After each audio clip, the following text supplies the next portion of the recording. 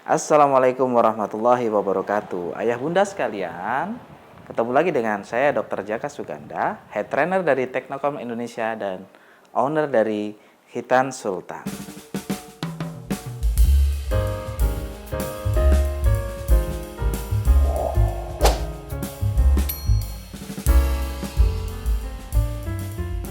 Ayah bunda sekalian, pastinya para orang tua yang mendampingi anaknya pemulihan pasca khitan selalu menginginkan bagaimana supaya anak saya cepat sembuh. Nah, itu yang sering ditanyakan oleh para orang tua.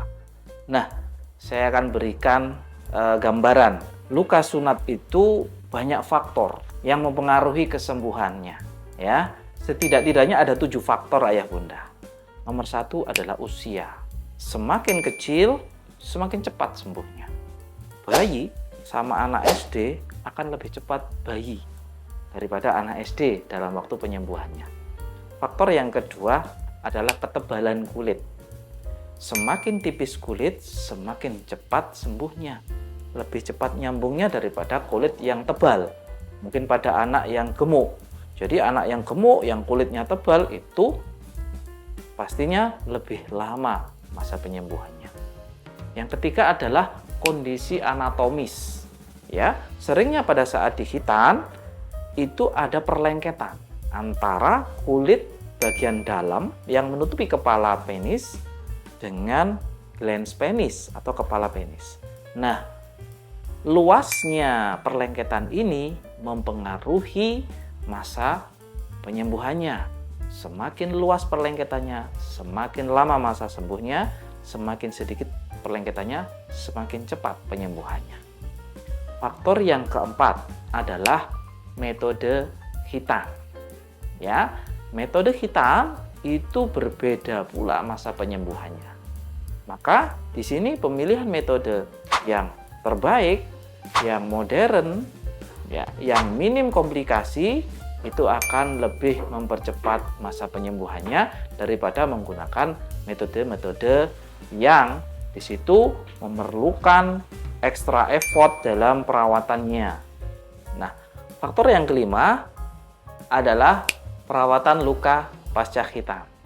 Ya, jikalau kita merawat dengan baik, dengan disiplin, ya, maka insya Allah penyembuhan lukanya akan semakin cepat. Tetapi terkadang orang tua itu malah mengalah sama anaknya. Ya, apalagi anaknya berontak-berontak, nggak mau disemprot, nggak mau dikompres, nggak mau dirawat lukanya. Kemudian orang tua mengalah karena nggak tega, maka itu sebenarnya akan bisa memperpanjang masa penyembuhan luka. Jadi, perawatan luka di sini harus disiplin. Faktor yang keenam adalah faktor aktivitas. Ya, jadi ketika anak ini bebas beraktivitas tetapi melakukan aktivitas yang ekstrim yang seharusnya nggak boleh, misalkan lari-larian, sepak bola, smackdown, ya kan, bela diri, ya kan. Nah, kemudian tendang-tendangan sama adiknya. Nah, ini akan memicu terjadinya trauma.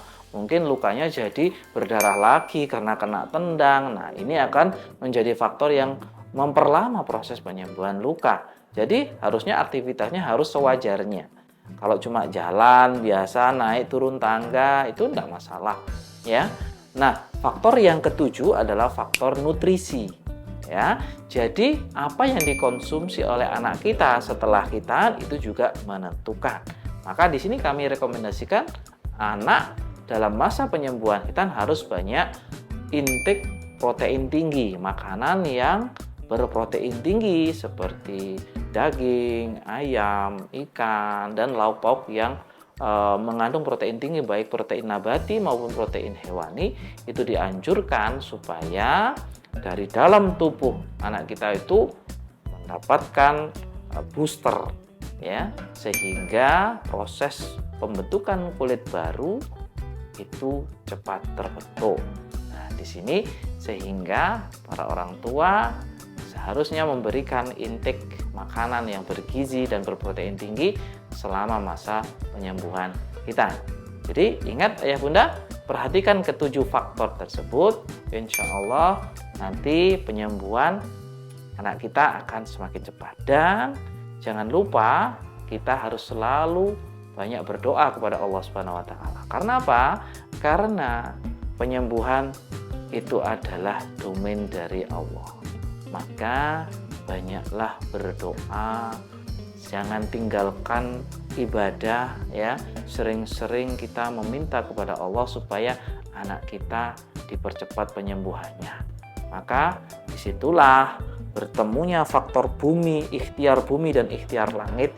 Insya Allah Allah akan mempercepat masa penyembuhannya. Dan semoga kita selalu diberikan kesabaran, kekuatan dalam mendampingi putra-putra kita selama masa penyembuhannya. Selamat berjuang. Ini adalah perjuangan kita. Semoga Allah memberikan kekuatan pada kita. Sekian dulu apa yang bisa kami sampaikan ayah bunda sekalian. Semoga bermanfaat dan kita selalu dalam kondisi sehat, selalu diliputi keberkahan dari Allah Subhanahu wa taala. Wassalamualaikum warahmatullahi wabarakatuh.